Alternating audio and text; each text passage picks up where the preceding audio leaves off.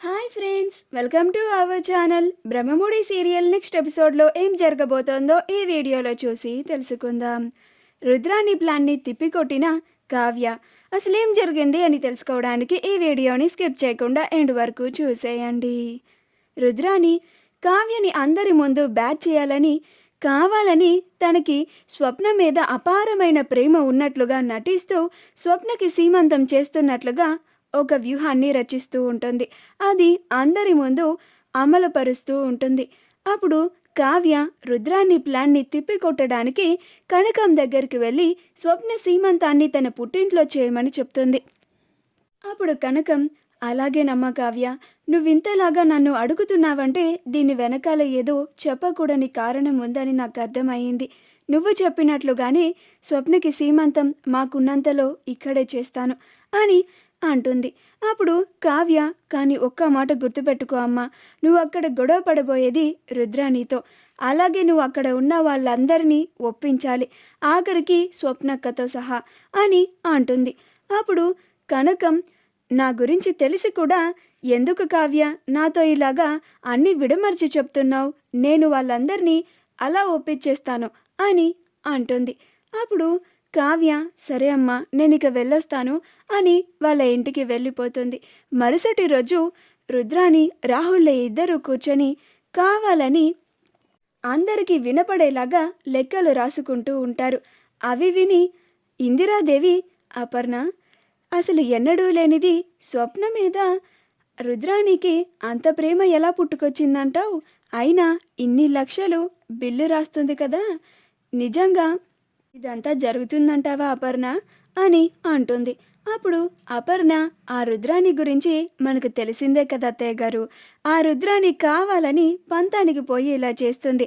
కానీ ఆ రుద్రాన్ని తీసుకొచ్చిన బిల్లుకి అన్ని లక్షలు కావ్య డబ్బులు ఇస్తాను అని ఒప్పుకోవాలి కదా అని అంటుంది. అప్పుడు ఇందిరాదేవి, నువ్వు చెప్పింది కూడా నిజమే అపర్ణ, ఈ మధ్య కావ్య డబ్బుల విషయంలో చాలా కటువుగా ఉంటుంది. ఇప్పుడు రుద్రాని మినిమం 20 లక్షలన్నా బిల్లు చేస్తుంది. అంత డబ్బు కావ్య ఇవ్వడం కష్టమే అని అంటుంది.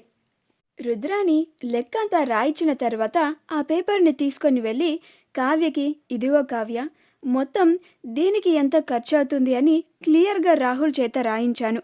టోటల్ 20 lakhs అయింది. నువ్వు నాకు చెక్ ఇచ్చేస్తే నేను చక్కగా సంతోషంగా నిన్నింకా డిస్టర్బ్ చేయను అని అంటుంది. అప్పుడు ఇంట్లో వాళ్ళంతా 20 లక్షలా అని ఆశ్చర్యపోతారు.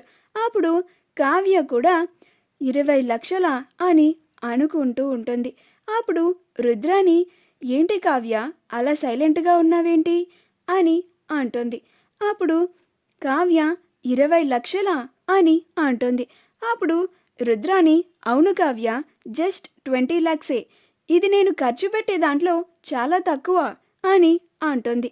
అప్పుడు కావ్య, సరే ఆగండి, చెక్ తీసుకొచ్చి ఇస్తాను అని కావ్య లోపలికి వెళ్ళి చెక్ రాసుకొని వచ్చి, ఇదిగోండి రుద్రాని గారు, మీరు అడిగిన 20 లక్షలకి నేను చెక్ రాసిచ్చాను అని రుద్రానికి ఇస్తుంది. అప్పుడు రుద్రాని ఆ చెక్ తీసుకోగానే కనకం ఎంట్రీ ఇస్తుంది. అమ్మా స్వప్న అని అంటుంది. అప్పుడు స్వప్న, అమ్మా అని అంటుంది. అలా కనకం స్వప్న దగ్గరికి ప్రేమగా వెళ్ళి కౌగిలించుకుంటుంది. అలా కనకం, స్వప్న ఎలా ఉన్నావే అని అంటుంది. అప్పుడు స్వప్న, నేను బాగానే ఉన్నానమ్మా, మంచి టైంకి వచ్చావమ్మా, నువ్వు నా మీద ప్రేమతో మా అత్తగారే స్వయంగా నాకు సీమంతం చేపించబోతున్నారు, అది కూడా చాలా గ్రాండ్గా. ఇప్పుడే కావ్య దగ్గర 20 లక్షల చెక్ తీసుకున్నారు అని అంటుంది. అప్పుడు కనకం, నేను కూడా నీ సీమంతం గురించే మాట్లాడడానికి ఇక్కడికి వచ్చానమ్మా స్వప్న అని అంటుంది.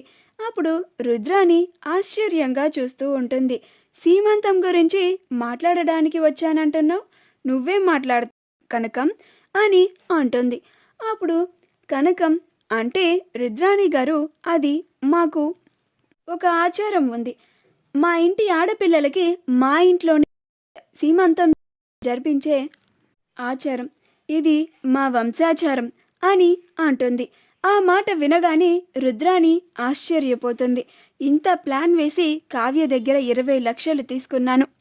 పైగా ఆ కావ్యని బ్యాడ్ చేయాలని నేను ఇంత వ్యూహాన్ని రచిస్తే కనకమేంటి మధ్యలో వచ్చి ఇంత ట్విస్ట్ ఇచ్చింది.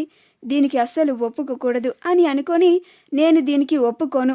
నేను నా కోడల మీద ప్రేమతో ఇంత ఘనంగా జరిపిస్తూ ఉంటే నువ్వు వచ్చి మీ ఇంట్లో జరిపిస్తానంటావేంటి? అయినా నా వారసుడికి నేను గ్రాండ్గా ఇక్కడే సీమంతాన్ని జరిపిస్తాను. నువ్వు మీ ఇంటికి తీసుకెళ్ళి నేను స్వప్నకు జరిపించినంతగా గ్రాండ్గా నువ్వు చేయించలేవు. పైగా పేదవాళ్ళకి చేసినట్లుగా చేస్తావు, చాలా సింపుల్గా చేస్తావు. నేను దానికి అస్సలు ఒప్పుకోను. స్వప్నకి చాలా గ్రాండ్గానే సీమంతం జరిగి తీరాల్సిందే అని అంటుంది. అప్పుడు ఇందిరాదేవి గ్రాండ్ అవన్నీ కాదు రుద్రాణి, వాళ్ళ వంశాచారం అంటుంది కదా కనకం. నువ్వు చెప్పినట్లుగాని స్వప్నని మీ ఇంటికి తీసుకెళ్ళి సీమంతాన్ని జరిపించు. అది మీ వంశాచారం అంటున్నావు కదా, అదే పద్ధతి కూడా అని అంటుంది. అప్పుడు రుద్రాణి అది కాదమ్మా, నేను అసలు ఎక్కడా చూడలేదు. ఎవరికైనా సీమంతం అత్తగారి వారింటి వాళ్ళే చేయాలి కదా, ఇక్కడేంటి ఈ కనకం గారు వచ్చి మేము పుట్టింట్లో చేస్తాము అని అంటోంది. ఇదేదో నాకు వీళ్ళు కావాలని చేస్తున్నారు అని అనిపిస్తోందమ్మా అని అంటుంది. అప్పుడు కనకం ఇందులో కావాలని చేసేది ఏముంది రుద్రాణి గారు, మా అమ్మాయిని మా ఇంటికి తీసుకెళ్ళి సీమంతం జరిపిస్తామంటున్నాము, అది కూడా మా వంశాచారం ప్రకారం అని అంటుంది. ఏమే స్వప్న, నువ్వేమంటావు దీనికి అని అంటుంది. అప్పుడు స్వప్న అమ్మ అది అని అంటూ ఉంటే అప్పుడు అపర్ణ, అమ్మ స్వప్న, మీ పుట్టింటి వాళ్ళ వంశాచార ప్రకారం నువ్వు మీ పుట్టింట్లోని సీమంతాన్ని చేయించుకుంటే నీకు నీ బిడ్డకి ఇంకా చాలా మంచిదమ్మా, మీ అమ్మ మాట విను అని అంటుంది. అప్పుడు స్వప్న, ఇంతమంది నా మంచి కోరి చెప్తున్నారు కాబట్టి నేను దీనికి ఒప్పుకుంటున్నాను అని అంటుంది. అప్పుడు రుద్రాణి, సరేలే, ఆ కావ్యని అవమానించకపోయినా నాకు 20 లక్షలు వచ్చాయి కదా అని సంతోషపడుతూ ఉంటుంది. అప్పుడు కావ్య, రుద్రాణి గారు, మా అక్కకి ఎలాగో మా పుట్టింట్లో సీమంతం చేయిస్తాము అని మా అమ్మ వచ్చింది.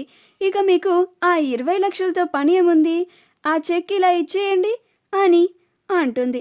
ఇంకా ఆ రుద్రాణి చెప్పడానికి ఏమీ లేక ఆ చెక్ని తన దగ్గర ఉంచుకోలేక ఇంకా చాలా బాధగా ఆ చెక్ని కావ్యకి ఇస్తుంది.